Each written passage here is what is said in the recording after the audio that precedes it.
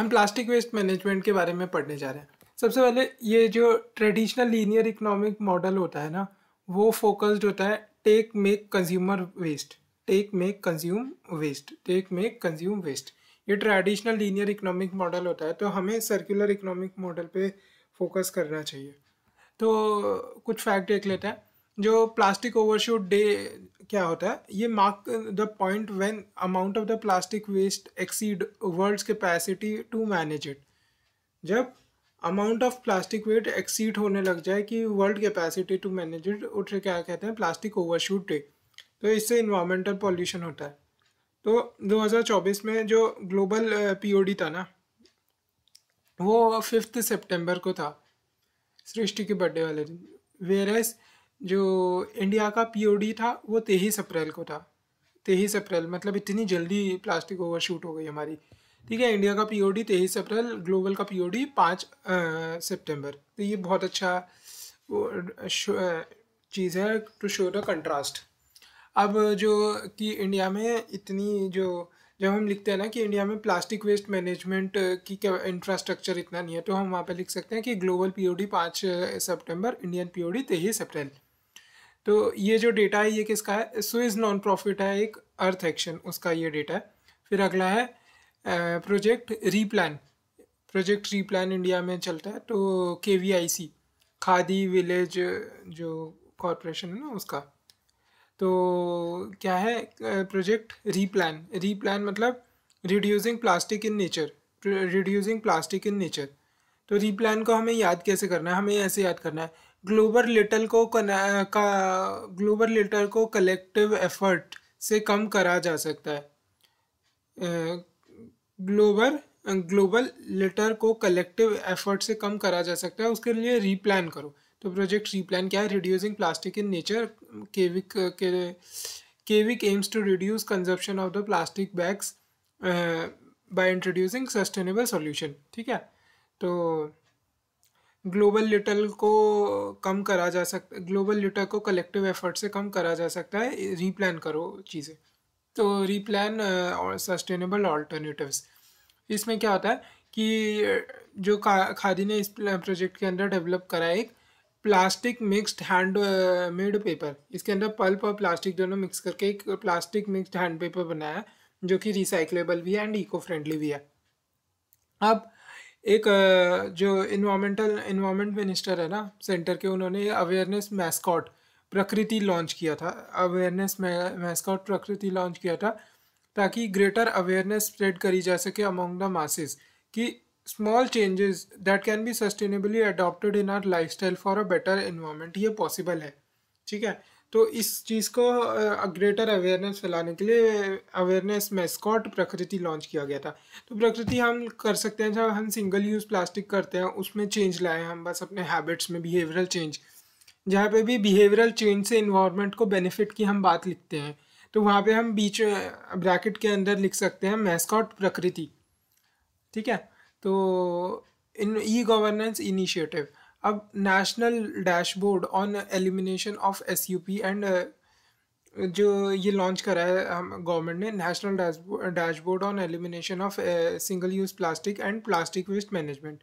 National dashboard on elimination of single use plastic and plastic waste management. India ने launch करा एक nation wide awareness campaign on SUP, world environment day, June 2022 के दिन ना। अब एक मोबाइल ऐप भी लॉन्च करी है गवर्नमेंट ने, इसका नाम है single use plastic grievance redressal, ताकि एम्पावर करा जा सके सिटीज़न को, ताकि जो सेल यूसेज मैन्युफैक्चरिंग हो रही है ना सिंगल यूज़ प्लास्टिक की, उसे रोका जा सके और प्लास्टिक मैंने इसको कंट्रोल करा जा सके। ठीक है, तो हमने देख लिया रीप्लान, POD देख लिया हमने 5 सितंबर और 23 अप्रैल। हमने प्रोजेक्ट रीप्लान भी देख लिया, रीप्लान केविक के द्वारा प्लास्टिक वेस्ट जो हैंडमेड पेपर है, mascot Prakriti, small changes in our lifestyle. फिर national dashboard on elimination of SUP and PWM SUP grievance redressal. अब जो प्लास्टिक वेस्ट मैनेजमेंट में सर्कुलर इकोनॉमी क्या होती है, हमने देखी थी ऊपर ट्रेडिशनल लीनियर इकोनॉमिक मॉडल। अब circular economy is a model of production and consumption which involves जिसके अंदर हम शेयर करते हैं, share leasing reusing repairing रिफर्बिशिंग। Repair refurbishing लगभग सिनोनिम्स है। Share leasing sharing leasing sharing मतलब हम दोनों मिल बांट के शेयर करें। लीज मतलब अगर मैं यूज़ नहीं कर रहा तो मैं लीज पे दे दूँ। तो sharing leasing reusing repairing refurbishing and recycling existing materials and products as long as possible. तो सर्कुलर इकोनॉमी क्या आती है? Circular economy is a model of production and consumption which involve sharing, leasing, reusing, repairing, refurbishing and recycling existing material and product as long as possible। तो इससे क्या, जो product है उसकी लाइफस्टाइल एक्सटेंड हो जाती है। New primary markets for alternative eco friendly products, new secondary markets for used plastic in construction and manufacturing. ठीक है, सर्कुलर इकोनॉमी से। अब जो इंडिया है वो लगभग 9.46 million ton of the plastic waste. India 4.1 million ton of electric waste generate करता है, 9.46 million ton of plastic waste generate करता है according to CPCB projections. CPCB के अकॉर्डिंग लिख देंगे। Per day of plastic waste कितना जनरेट करता है ये नहीं, सिमिलर टाइप ऑफ दो फैक्ट्स नहीं रटने। तो annually 9.46 million ton of plastic waste generate करता है। इंडिया का जो पीओडी है प्लास्टिक ओवरशूट डे वो 23 अप्रैल का है। ये दो फैक्ट बहुत है। India third largest plastic waste generator है। ये फैक्ट देखना पड़ेगा ये फैक्ट सही है या नहीं। ठीक है, तो अब ग्लोबल प्लास्टिक आउटलुक जो जीपीओ है ना, global plastic outlook policy scenario to 2060, global plastic outlook policy scenario to 2060 report है जो ओईसीडी ने दी थी, global plastic outlook policy scenario to 2060। ये 2060 तक के प्रोजेक्शन बताती है कि क्या होंगे। जो use of plastic and plastic waste ना लगभग ट्रिपल होने जा रहा है ग्लोबली। और जब प्लास्टिक वेस्ट ट्रिपल होगा तो जो buildup of plastic in aquatic environment will also triple, जिससे इन्वायरमेंटल और हेल्थ इम्पैक्ट्स होंगे। और जो प्लास्टिक लीकेज है ना टू द इन्वायरमेंट वो डबल हो जाएगी, और एक्वेटिक इन्वायरमेंट में प्लास्टिक ट्रिपल हो जाएगी। ठीक है, क्योंकि plastic and plastic waste triple हो जाएगा ग्लोबली, ये driven by economic and population growth. आधी जो प्लास्टिक वेस्ट है ना still expected to reach landfills with less than fifth being recycled। तो 50% will reach landfill or less than fifth, 50% will reach landfill and less than fifth recycled। Largest increase expected in emerging economies जैसे सब सहारन Africa, Asia, इनमें सबसे सब सहारन Africa and Asia इसमें सबसे ज़्यादा increase होगा। तो global plastic outlook policy scenario to 2060 OECD की रिपोर्ट है। ठीक है, ये कोट कर सकते हैं, बहुत अच्छी रिपोर्ट है। 3 गुना बिल्डअप होगा plastic in aquatic environment, aquatic environment में 3 गुना बिल्डअप होगा प्लास्टिक का, 3 गुना ही प्लास्टिक एंड प्लास्टिक वेस्ट हो जाएंगे ग्लोबली। और जो डबल हो जाएगा हमारा प्लास्टिक वेस्ट जो लैंडफिल्स तक जा रहा होगा, मतलब 50% से इंक्रीज हो जाएगा, और 1/5 रिसाइकल होगा। अब जो गवर्नमेंट ने इनिशिएटिव्स लिए हैं एसयूपी को लेके वो देखते हैं हम। तो the waste management infra states UTs के अंदर वो स्ट्रेंथन हुआ है स्वच्छ भारत जो मिशन है ना उसके अंतर्गत। अब जो 4th यूनेप है इन 2019 उसके अंदर इंडिया ने ना एक रिजोल्यूशन करा था, रिजोल्यूशन पायलट करा था। वो क्या था, SUP single use plastic product से जो पॉल्यूशन हो रहा है उनको एलिमिनेशन के लिए करा था। तो recognising the urgent need for global community to focus, और ये जो यूनेप ने नहीं UNEA इसने ये रिजोल्यूशन को एक्सेप्ट भी करा था। अब देखते हैं क्या, अब देखते हैं ग्लोबल लिटर को कलेक्टिव एफर्ट से कम करना है। This is pact, global litter को कलेक्टिव एफर्ट से कम करना है, दिस इज पैक्ट। ठीक है, उसके लिए रीप्लान करो। तो रीप्लान हमने देख लिया था, प्रोजेक्ट रीप्लान केविक का। अब ग्लोबल लिटर से ग्लो लिटर, फिर कलेक्टिव एक्शन से अनप्लास्टिक कलेक्टिव और पैक्ट से IPP। ठीक है, तो ग्लोबल लिटर को कलेक्टिव एफर्ट से कम करना है, दिस इज पैक्ट। तो पैक्ट से इंडिया प्लास्टिक पैक्ट, फिर अनप्लास्टिक कलेक्टिव, ग्लोबल लिटर, और फिर प्रोजेक्ट जो ऊपर रीप्लान था। ठीक है, तो ग्लो लिटर का क्या है, GLO litre, glow litre partnership project, glow litre partnership project ये IMO और फाओ, या IMO और फाओ ने मिलके लॉन्च किया था, नेशनल मतलब इंटरनेशनल लेवल पे है। ये असिस्ट करता है डेवलपिंग कंट्रीज़ को किस चीज़ के लिए, जो ग्लोबल लिटर है, तो ये जो मरीन प्लास्टिक लिटर है उसको प्रिवेंट करे, जो कि हमारे मरीन ट्रांसपोर्ट या फिशरीज़ के कारण हो रही है ना, तो फिशरीज हो रही है उसके लिए हम मरीन ट्रांसपोर्ट भी करते हैं, तो इसके कारण जो भी ग्लोबल मरीन प्लास्टिक लिटर हो रही है उसको कंट्रोल करना है। तो launched by IMO and FAO, ग्लो लिटर, ग्लोबल लिटर को कलेक्टिव एक्शन से कम करना है। तो अनप्लास्टिक कलेक्टिव, अनप्लास्टिक कलेक्टिव क्या है, कलेक्टिव एक्शन है, तो मतलब ये वॉलंटरी इनिशिएटिव है। किस किस का इंडिया के अंदर वॉलंटरी इनिशिएटिव है, ये 3 ऑर्गेनाइजेशन का। एक तो world wide fund for nature, world wide fund for nature India, WWF India, कॉन्फिडे ये इन्वायरमेंटलिस्ट हो गए, ये इंडस्ट्री हो गई CII, confederation of Indian industries CII हो गई, फिर यूनेप हो गई। ठीक है, united nation environmental programme India, UNEP India, WWF India, CII, 4-5 बात सुनो याद हो जाएगा, UNEP India, CII, WWF। Unplastic collective IPC UPC, IPC IPP UPC, IPC IPC IPP UPC, IPC IPP UPC, IPC IPP UPC। ठीक है, तो अनप्लास्टिक collective है, तो ये एक वॉलंटरी एक्शन होगा जो यूनेप इंडिया, CII और WWF इंडिया टू ड्राइव, ताकि कॉर्पोरेट वर्ल्ड को ना हम प्लास्टिक लीकेज जो हो रही है उसके सॉल्यूशंस की तरफ ड्राइव कर सके। ठीक है, कलेक्टिव भी हो गई। Pact, IPC IPP, Indian plastic pact क्या है, ये फर्स्ट एशियन कंट्री है इंडिया जिसने लॉन्च किया है, एक प्लास्टिक पैक्ट लॉन्च किया है, ताकि प्लास्टिक पॉल्यूशन जो इंडिया कर रही है ना उसको टैकल करा जा सके। इसमें क्या, बिजनेसेस को एक साथ लाया जा रहा है, सभी को, जो भी from across the Indian plastic value chain में जो भी है। ठीक है, ताकि एक सर्कुलर प्लास्टिक सिस्टम की तरफ हम मूव कर सके। हमें प्लास्टिक पैक्ट बनाना क्यों ज़रूरी है, ताकि लॉबिंग ना हो। ठीक है, और एक स्मूथ ट्रांजिशन हमें देखने को मिले toward a sustainable solution.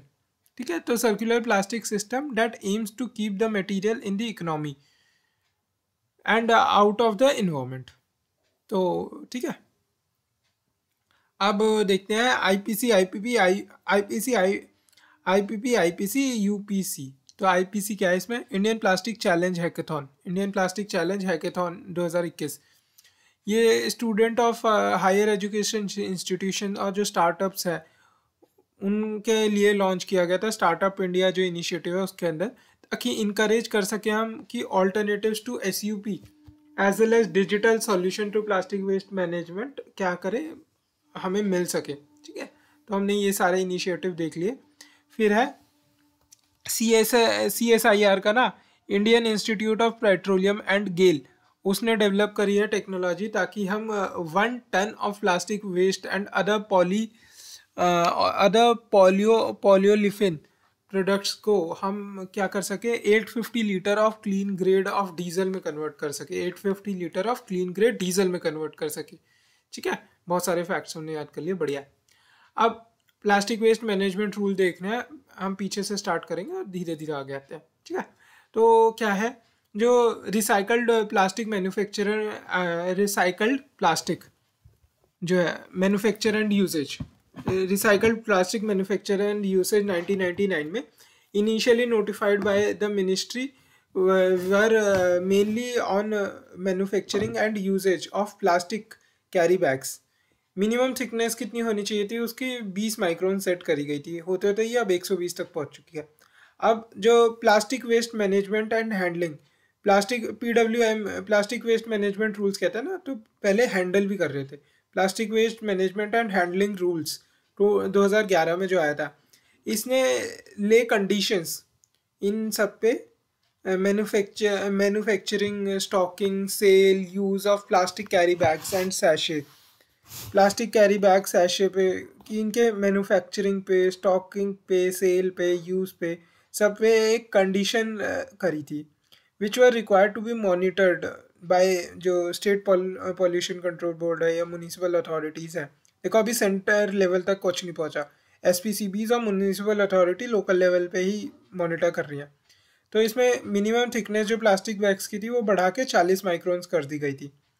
Issues in rule के साथ ये था कि इम्प्लीमेंटेशन क्या इफेक्टिव नहीं थी और लिमिटेड थी म्यूनिसिपल एरियाज़ की, और विलेज जिनमें के अंदर प्लास्टिक यूज़ बहुत प्रोमिनेंट है वो तो एक्सक्लूड ही कर दिए गए थे। और कोई प्रोविजन नहीं था on responsibility of the waste generator. इसने एड्रेस नहीं किया जो conservation of waste to useful resources उस वाले जो लिंक को ना। अब तो सस्टेनेबल वैल्यू चेन बनाने पे, क्योंकि वो तभी होगी जब वेस्ट को हम एज अ इकोनॉमिक रिसोर्स बन जाए वो। Though it provided for EPR for establishment of waste management system, pricing of the carry bags etcetera, does were not exercise local bodies के द्वारा as it was simply left for their discretion. देख लेना, करना है तो कर लेना। तो प्रोवाइड तो करा EPR के लिए, प्राइसिंग ऑफ कैरी बैग्स के लिए, पर उसे मैंडेटरी नहीं बनाया, अपनी उनकी विजडम पे छोड़ दिया। ठीक है। अब 5 पॉइंट्स है, बहुत है, उसके अंदर सब पॉइंट्स भी है। तो प्लास्टिक वेस्ट मैनेजमेंट रूल्स जो 2016 के आए ना, एक तो उसमें जो थिकनेस है प्लास्टिक की बैग की वो बढ़ा के 40 माइक्रोन से 50 माइक्रोन कर दी। दूसरा, जो 2011 के रूल्स है ना वो admissible up to municipal areas थे खाली, बट अब बढ़ा के उसे एक्सटेंडेड टू ऑल विलेजेस। तो जो लोकल बॉडीज़ और ग्राम पंचायत थी ना उन्हें भी अब रिस्पॉन्सिबल बना दिया क्या कि आपको भी सेटअप करना है, ऑपरेशनलाइज करना है and coordination of waste management system and for performing associated function, कि आपको सेटअप करना है, ऑपरेशनलाइज करना है, कोऑर्डिनेट करना है वेस्ट मैनेजमेंट सिस्टम। ठीक है। लोकल बॉडीज़ एंड ग्राम पंचायत को भी रिस्पॉन्सिबल बना दिया है, क्योंकि अब हम ऑल विलेजेस को भी कंसीडर कर रहे हैं इस रूल के परव्यू के अंदर। एंड जो स्टेट गवर्नमेंट थी ना उनको रिस्पॉन्सिबल कर दिया कि भाई ग्राम पंचायत सेटअप, ऑपरेशनलाइज और कोऑर्डिनेट करने के लिए वेस्ट मैनेजमेंट रूल के लिए हमने रिस्पॉन्सिबल बनाई है। तो भाई स्टेट की ये रिस्पॉन्सिबिलिटी है कि अब वो लैंड प्रोवाइड करना वेस्ट मैनेजमेंट फैसिलिटी की, ये स्टेट की रिस्पॉन्सिबिलिटी है। फिर रिस्पॉन्सिबिलिटी ऑफ स्टेक होल्डर्स अलग अलग, जो रिटेलर्स और स्ट्रीट वेंडर्स जो पन्नियाँ वगैरह देते हैं, they shall not sell commodities to consumer carry bags के अंदर या प्लास्टिक शीट्स के अंदर या फिर मल्टी लेयर पैकेजिंग के अंदर, विच आर जो मैन्युफैक्चरर नहीं है या लेबल और मार्क्ड नहीं है एज पर ये जो रूल स्पेसिफाई करते हैं। तो ऐसे carry bag, plastic sheet, multi layered packaging के अंदर जो वेंडर्स और स्ट्रीट वेंडर्स और रिटेलर्स हैं उनको नहीं देना है सामान, कमोडिटीज़ नहीं देनी है। एल्स उनको फाइन हो सकता है बिल्डिंग बाय लॉज है ना लोकल बॉडीज़ के, उसके अंदर। To provide plastic carry bags they shall register with the local bodies, तो उस रजिस्ट्रेशन के लिए उन्हें एक फ़ीस देनी पड़ेगी। और जो लोकल बॉडीज़ है ना शैल यूज़ वो जो अमाउंट है जो फीस से कलेक्ट होगा उसको जो वेस्ट मैनेजमेंट सिस्टम है उनकी जुरिडिक्शन के अंदर, तो उस एक्सक्लूसिवली उस पर वो यूज़ करना पड़ेगा उन्हें। और अब जो भी इंस्टीट्यूशनल जनरेटर है ना प्लास्टिक वेस्ट का, या जैसे कि इंक्लूडिंग जो इवेंट ऑर्गेनाइजर्स हैं, shall segregate and store waste generated in accordance with जो सॉफ्टवेयर जो SWM solid waste management rules है, एंड उसे हैंड ओवर करेगा कोई भी जो अथोराइज्ड वेस्ट कलेक्शन हो या प्रोसेसिंग की जो भी एजेंसी हो ना, उसको स्टैंडर्डाइज्ड, उसको ऑथराइज्ड एजेंसी को ही वो हैंड ओवर करेगा वो वेस्ट। अब जो भी वेस्ट जनरेटर्स है वो लाइबल हैं कि वो एक यूज़र फी भरे, एंड जो bylaws of the local bodies specify होंगे ना फॉर प्लास्टिक वेस्ट मैनेजमेंट, उन्हें एक यूज़र फीस भरनी होगी। जैसे गली मोहल्लों में आता है कचरे वाला आया, घर से कचरा निकाल लिए सब, तो उसके लिए हमें एक यूज़र फीस भरनी होती है, क्योंकि हम we are as a waste generator we have कि पॉल्यूटर पे प्रिंसिपल हम पे भी लगता है। ठीक है। तो एज अ वेस्ट जनरेटर वो यूज़र फी हमें भी देनी पड़ेगी। इंस्टीट्यूशनल जनरेटर्स जैसे इंक्लूडिंग जो इवेंट ऑर्गेनाइजर्स हैं उन्हें सेग्रीगेट करना पड़ेगा, स्टोर करना पड़ेगा वेस्ट जनरेटेड, और सही जगह हैंड ओवर करना पड़ेगा फिर वेस्ट। ठीक है। अब promote use of the plastic waste अलग अलग जगह, ताकि जो इकोनॉमी है ना ऑफ द प्लास्टिक वेस्ट से हमें उसको नज़रिया चेंज करना है प्लास्टिक एज ए रिसोर्स में। ठीक है, तो रोड कंस्ट्रक्शन या फिर energy recovery, waste to oil etcetera, उन पर्पसेस के लिए हमें प्लास्टिक वेस्ट को यूज़ में लाना पड़ेगा।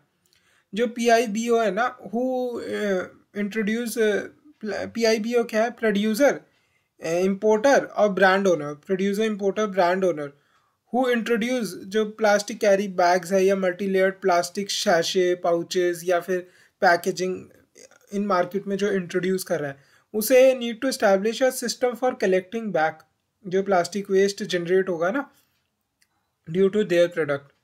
तो जो ये एक्सटेंडेड प्रोड्यूसर रिस्पॉन्सिबिलिटी की बात चल रही है, EPR on producer, importer and brand owner, वो both pre consumer and post consumer जो प्लास्टिक पैकेजिंग वेस्ट है ना, उन दोनों पे होता है। मतलब अगर कोई प्लास्टिक बनाते हुए कुछ प्लास्टिक वेस्ट जनरेट हुआ है, उस पे भी pre consumer and post consumer जो कंज्यूमर ने यूज़ कर ली है उस प्लास्टिक पे भी EPR लगता है।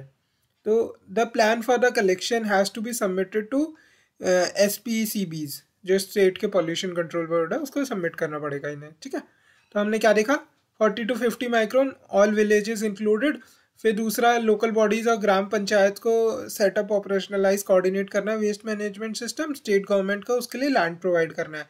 रिटेलर्स और स्ट्रीट वेंडर्स को ऐसे ही पन्नियों में नहीं सामान बेचना है जो कि not prescribed, not according to the rules. ठीक है, और उनको अगर ऐसे सामान बेचना है, पन्नियों में सामान बेचना है, तो उनको रजिस्टर करना पड़ेगा लोकल बॉडीज़ के साथ, जिसके लिए वो एक फ़ीस देंगे, जिस फीस को लोकल बॉडीज़ यूज़ करेंगी वेस्ट मैनेजमेंट सिस्टम के लिए एक्सक्लूसिवली। इंस्टीट्यूशनल जनरेटर्स को सेग्रीगेट करना है, स्टोर करना है, देन हैंड ओवर करना है ऑथराइज्ड वेस्ट कलेक्टर्स को। और जो वेस्ट जनरेटर होगा उसको एक यूज़र फीस देनी पड़ेगी according to the bylaws of the local bodies. अलग अलग प्लास्टिक वेस्ट के यूजेज इस जगह होंगे। अब जो PIBO है उस पर EPR लगता है both pre consumer and post consumer plastic waste rules पे। ठीक है, तो ये हो गए प्लास्टिक वेस्ट मैनेजमेंट रूल 2016। अब 2021 में क्या थे? जो 2021 में plastic waste was basically revolving around जो सिंगल यूज प्लास्टिक है, क्योंकि 2019 में ही UNEA के अंदर इंडिया ने प्रपोजल पुट किया था ना सिंगल यूज प्लास्टिक के एलिमिनेशन के लिए। तो जो सुमड़ी सेल हो रही है ना ऑफ आइडेंटिफाइड SUP, जो इस रूल्स के अंदर आइडेंटिफाई करी है सिंगल यूज प्लास्टिक, होती क्या है? जिसकी ये आपको ज़रूर लिखना है, low utility and high littering potential. इससे पता लग जाएगा आप वेल स्टडीड हो।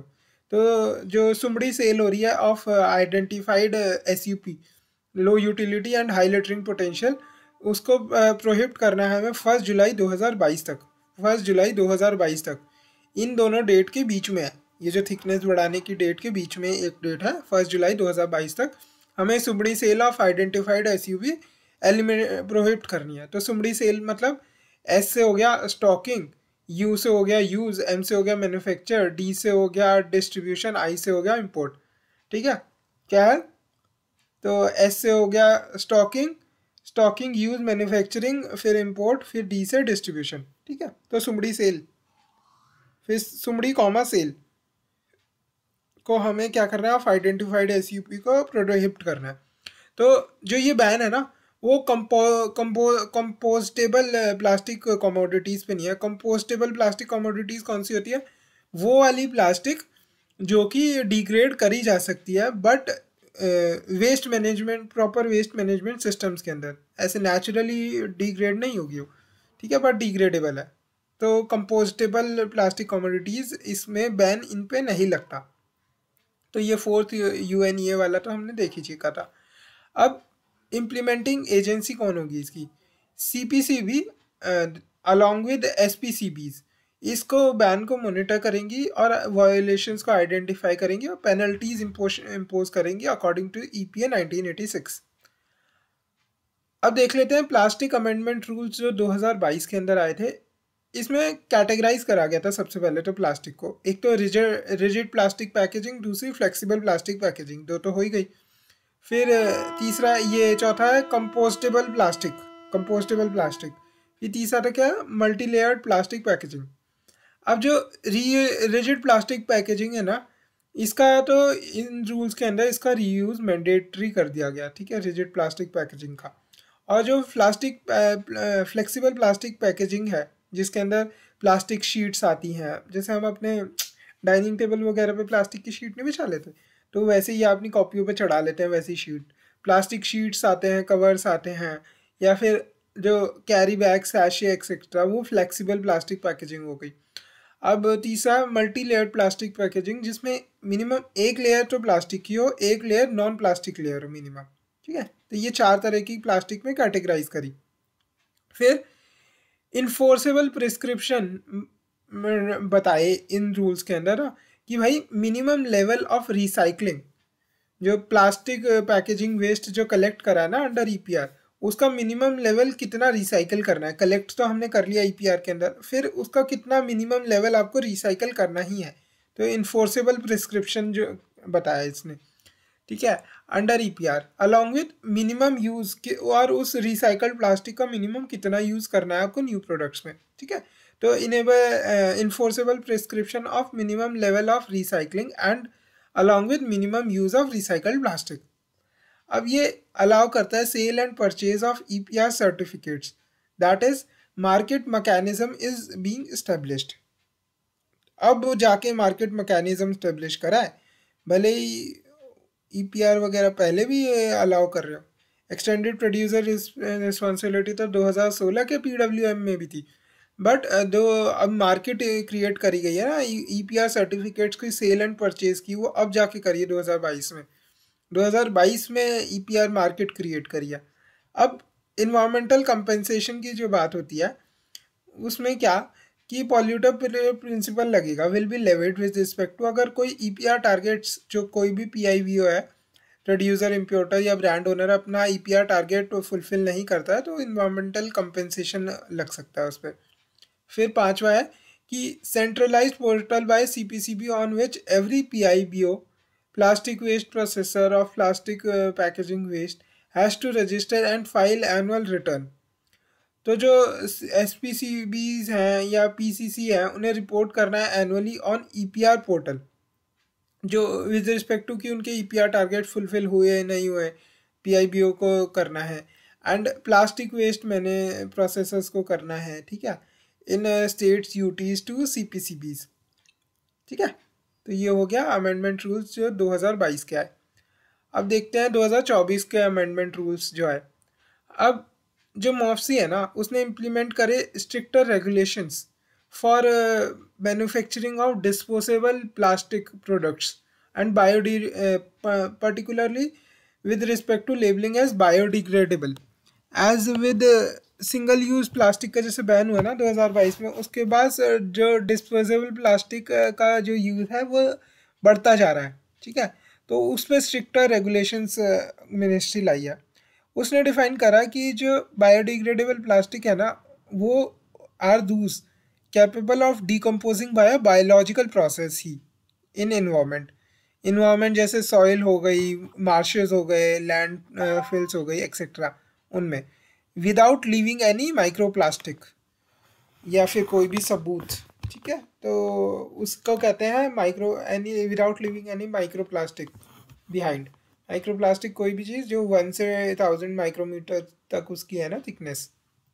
अब जो precise direction for labelling of different type of plastics, जैसे लेबल ऑफ रिसाइकल्ड यूज़ होगा, shall be label of recycle जो वो स्पेसिफाई करेगा कि परसेंट ऑफ रिसाइकल्ड प्लास्टिक इसमें कितनी है। अब जो प्रोडक्ट ऑफ जो कंपोजिटेबल प्लास्टिक होगा ना का कोई भी प्रोडक्ट, वो एक लेबल होगा, उस पर लेबल क्या होगा, compostable only under industrial composting, label होगा compostable only under industrial composting, compostable only under industrial composting. अब फिर तीसरा होगा product of biodegradable plastic shall bear label biodegradable, and उस पर क्या number of the days and type of environment जो जिसमें वो डिग्रेड हो सकता है वो सब भी उस पर छपा होगा। ठीक है, ये क्या है लेबल बायोडिग्रेडेबल के लिए। फिर एक लेबल है label compostable only under industrial composting, फिर पहला है लेवल ऑफ रिसाइकल्ड, जिसमें स्पेसिफाई करेगा percentage of the recycled plastics.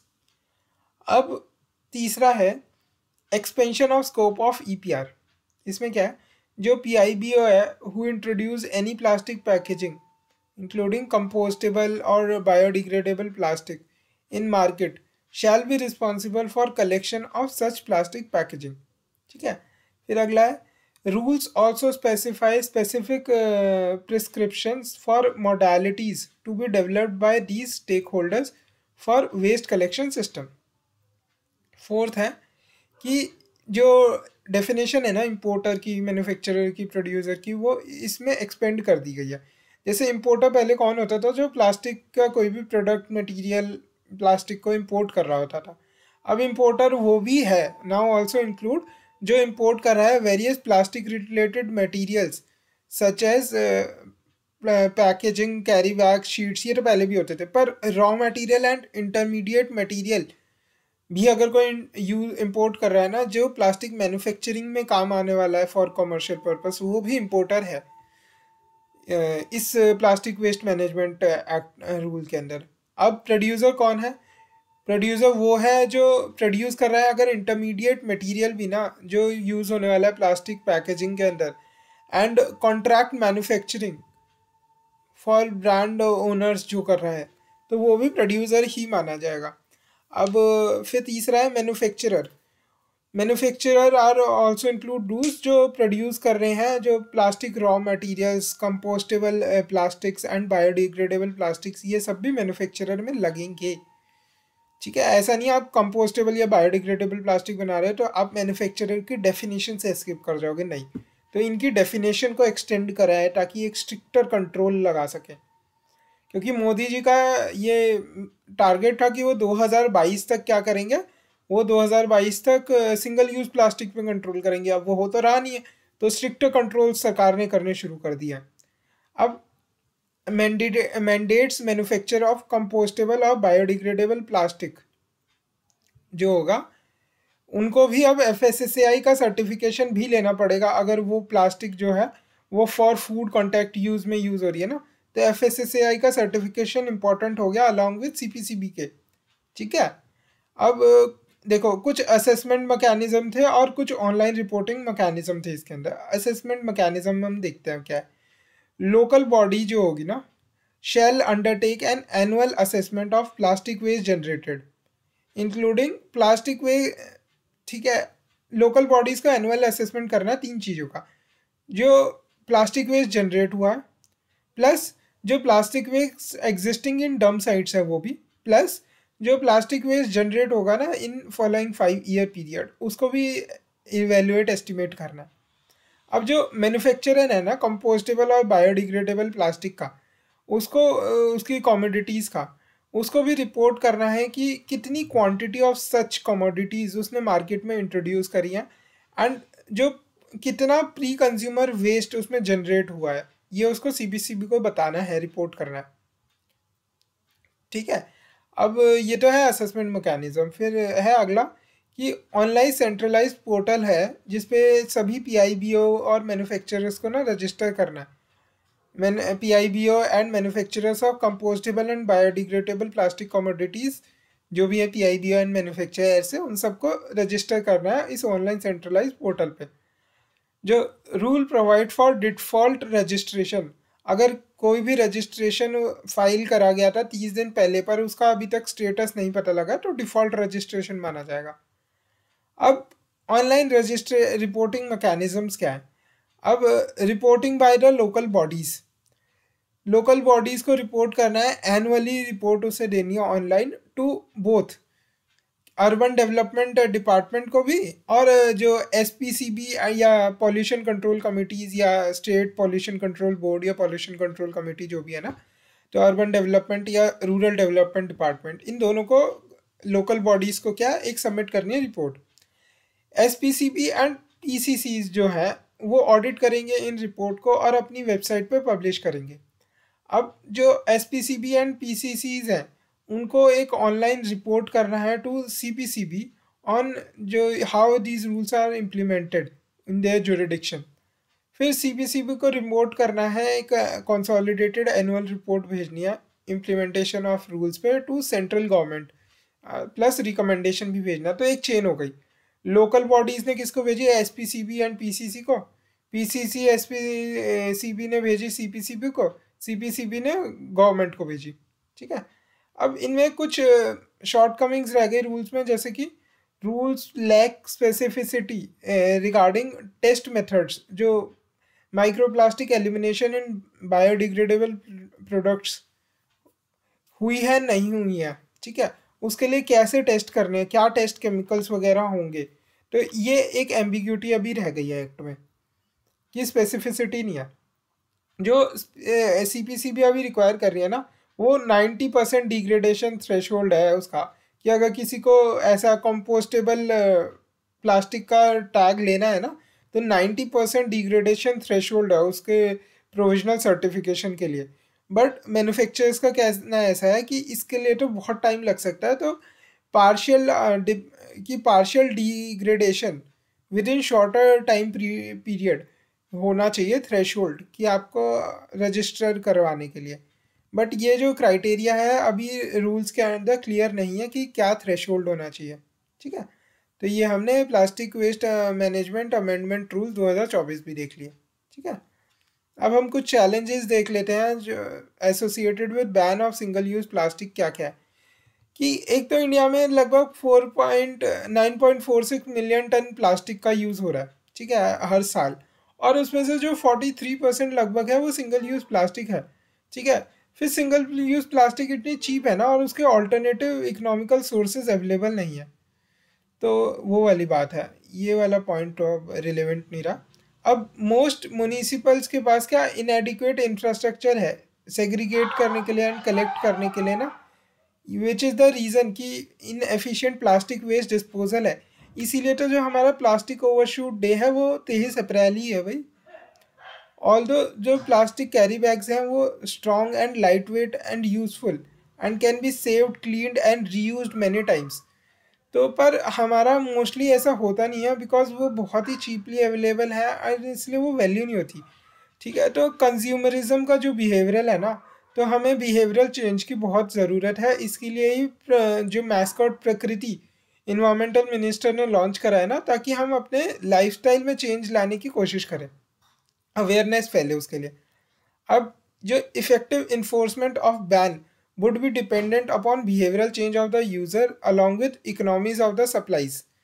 ठीक है, तो कि अगर जो प्लास्टिक है वो महंगी हो जाए, जैसे 120 माइक्रोन हमने उसका साइज़ कर दिया, और जो ऑल्टरनेटिव्स हैं प्लास्टिक की, ठीक है, जैसे कि प्लास्टिक में जैसे केविक ने बनाया है, जो प्रोजेक्ट रीप्लान के अंदर केविक ने बनाया है ना, ऐसा मिक्स्ड प्लास्टिक विद पेपर।